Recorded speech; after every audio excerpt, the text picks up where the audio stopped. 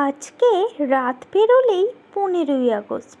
জানি তোমরা অনেক খুশি, তোমরা অনেক আনন্দ করছো, স্টোরি লাগাবে কি পোস্ট করবে, তোমরা এখন এই নিয়ে ব্যস্ত। হয়তো ভিডিও শ্যুট করছো কেউ কেউ, আর কেউ বা এডিট করতে বসেছো, আর কেউ বা আগে থেকে ভিডিও করে এডিট করে রেখে দিয়েছো, শুধু পোস্ট করবে রাত 12টার পর, তাই তো?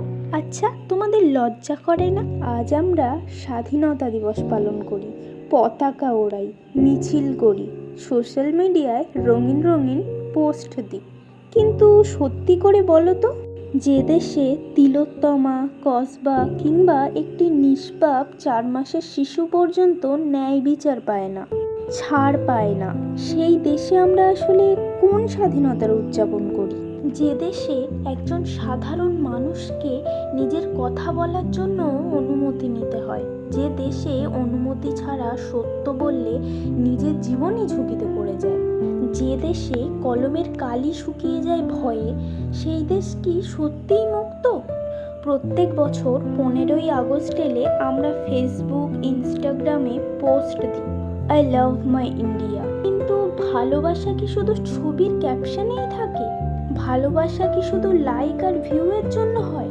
না, ভালোবাসা মানে ন্যায়ের বিরুদ্ধে দাঁড়ানো, ভালোবাসা মানে নির্যাতিত মানুষের পাশে দাঁড়ানো, ভালোবাসা মানে শিশু, নারী, সাধারণ মানুষের নিরাপত্তা নিশ্চিত করা।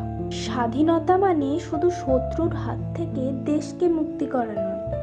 স্বাধীনতা মানে কি জানো? স্বাধীনতা মানে মানুষের মনের ভয় ভাঙানো, স্বাধীনতা মানে ন্যায় বিচারের পথে বাধা সরানো, স্বাধীনতা মানে কথা বলার অধিকারকে রক্ষা করা।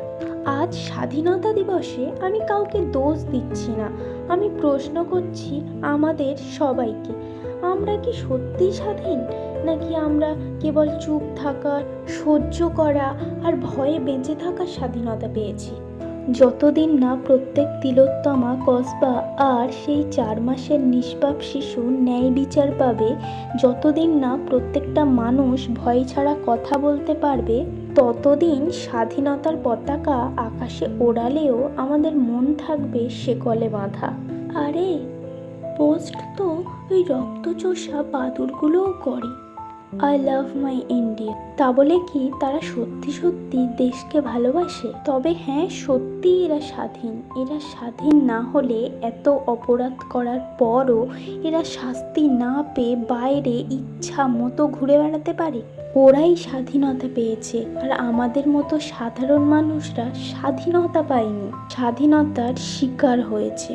আর ওদের তো কোনো শাস্তি নেই, যেমন আমরা ওষুধ খেয়ে জল খেলে সব রোগ সেরে যায়, ওদেরও তেমন টাকা দিয়ে মদ গিললেই সব অপরাধ সেরে যায়, সব অপরাধ ক্ষমা হয়ে যায়।